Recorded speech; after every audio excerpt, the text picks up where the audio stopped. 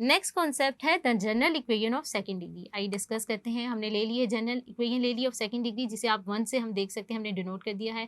हमारे पास क्या होगा, the nature of the curve represented by 1 can be determined by the following coefficients a be in the equation.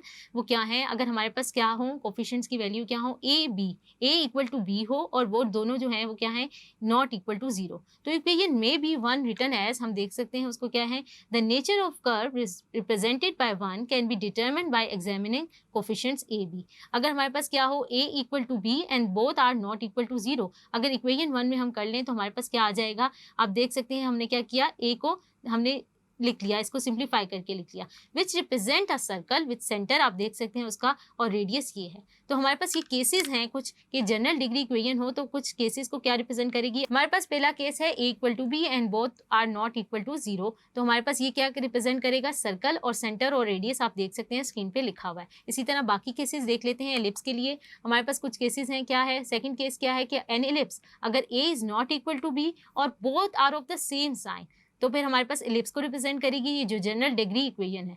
फिर hyperbola कब होगा, अगर a is not equal to b हो और both are of opposite sign, तो हमारे पास ये क्या होंगे, ये कौन सी जनरल डिग्री इक्वेशन किसको रिप्रेजेंट करेगी, ये हमारे पास रिप्रेजेंट करेगी हाइपरबोला को। और लास्ट केस क्या है, हमारे पास पैराबोला का होगा, अगर हमारे पास a 0 हो या b 0 हो, दोनों में से कोई एक 0 होगा तो पैराबोला को रिप्रेजेंट करेंगे। इसके बाद है हमारे पास classification of conics by the discriminant. Discriminant से हम क्लासिफाई कैसे कर सकते हैं कि कौन सा कॉनिक किसको रिप्रेजेंट करेगा। तो स्टार्ट करते हैं। The most general equation of the second degree हमारे पास क्या है, represent a conic. The h square minus ab is called the discriminant of 1. Nature of conic can be determined by the discriminant. अगर हमारे पास h square minus ab की value less than 0 हो तो conic क्या होगी, एलिप्स। अगर h square minus ab जो हो इक्वल टू 0 हो तो कॉनिक क्या होगी, पैराबोला। और अगर हमारे पास h square minus ab की वैल्यू ग्रेटर देन 0 होगी तो हमारे पास क्या आएगा, हाइपरबोला।